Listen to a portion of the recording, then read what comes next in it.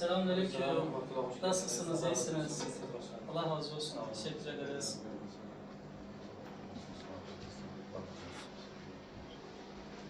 Hoş geldiniz. Hoş bulduk. Allah razı olsun. Nasılsınız? İyisiniz inşallah. Allah razı olsun. Çok teşekkür ederiz. Sizler nasılsınız? İyisiniz inşallah. Biz de iyiyiz, hamdolsun. Rabbim hayırlara vesile kılsın. Nasıl gidiyor durumlar? Vallahi iyidir. Bayramda Çalışıyoruz. çıktınız. Bayramda da çalışıyoruz. Yoğunluk başladı. Biliyorsunuz bizim için bayram yok. Evet. Bayramda da farklı gün ve gecelerde de olduğu gibi gazeteciler sürekli çalışıyor. Malum Cumhurbaşkanlığı tasarruf tedbirleri kapsamında yerel basını ilgilendiren bir genelge yayınlandı. Bu genelge ile birlikte yerel basının kurumlara yönelik olan abonelikleri iptal edildi. Bu kapsamda yerel gazeteler özellikle mağdur edildiklerini, mağdur olduklarını ifade ettiler. Bu kapsamda da bizler bir ziyaret programı gerçekleştirdik. Batman'da var olan yerel gazetelerin bir kısmını ziyaret ettik. Kendilerinin sorun ve sıkıntılarını, bu genelgeyle yaşayacakları ve yaşadıkları sıkıntıların neler olduğunu öğrendik. İnşallah bu gündeme getireceğimiz konular ile birlikte sorunların çözümüne katkı amaçlı bu ziyaretlerimiz gerçekleşmiş olur. Tabii bu Cumhurbaşkanlığı Tasarruf Tedbirleri Genelgesi'nin yerel basını ilgilendiren kısmının özellikle gözden geçirilmesi gerektiğini düşünüyoruz. Çünkü yerel basın bir şehrin olmazsa olmazlarındandır. Malum zaten ekonomik sıkıntılar ile karşı karşıyayız.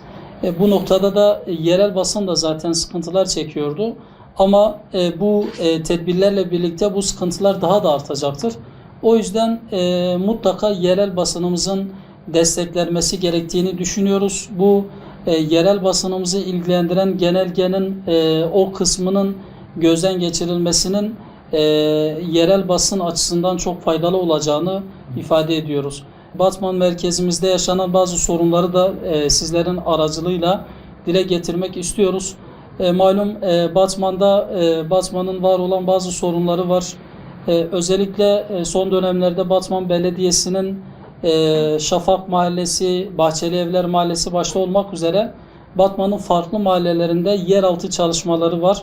Bu yeraltı çalışmalarının çok uzun sürdüğü yönünde halkın bize söylediği şikayetler var. Yani yollar kazılmış, asfaltlar kazılmış, yollarda çukurlar açılmış. Bu çukurlar kısa sürede kapatılmamaktadır. Bu da halkın mağduriyet yaşamasına sebep olmaktadır. Özellikle yolların bozuk olması, yollarda açılan çukurların kısa sürede kapatılmaması aynı zamanda trafik akışını da etkilemektedir. O yüzden biz buradan çağrıda bulunuyoruz. Özellikle belediyenin mahallelerde yapmış olduğu çalışmaların kısa bir sürede bitirilmesi gerektiğini ifade ediyoruz. Mağdur edilmeden halk mutlaka bu çalışmalar bir an evvel bitirilmelidir. Tabii aynı zamanda ilimiz Batman merkez özellikle Türkiye'de genç nüfusa sahip olan iller arasında yer almaktadır.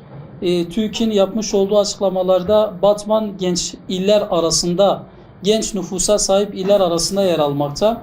O yüzden Batman'da genç nüfus çok fazladır. Maalesef genç nüfusun fazla oluşu işsizliğin çok oluşunu da beraberinde getirmektedir. Batman'da istihdam alanları istenilen seviyede değildir. O yüzden biz de özellikle genç girişimcilerin desteklenmesi gerektiğini düşünüyoruz. İşsizlik ile mücadelede mutlaka Batman'daki iş alanlarının çoğaltılması gerektiğini ifade ediyoruz. İstihdam alanlarının çoğaltılması gerektiğini düşünüyoruz. O yüzden bu noktada bu çağrımızı da burada yeniliyoruz. Özellikle bu işsizliğe çözüm olabilmek adına mutlaka ilgililer, yetkililer üzerlerine düşeni yapmak zorundadırlar.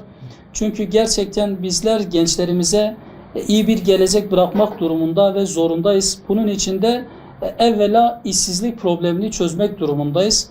Batman'da bu sorun çok ciddi bir şekilde gündemimizdedir, önümüzdedir. Bunun için de bu işsizlikle mücadele konusunda Batman'daki kurumlar kolektif bir şekilde hareket ederek var olan işsizliğin önüne geçmek zorunda olduklarını unutmamalıdırlar. Biz de bu noktada bu işin takipçisi olacağımızı buradan ifade etmek istiyoruz.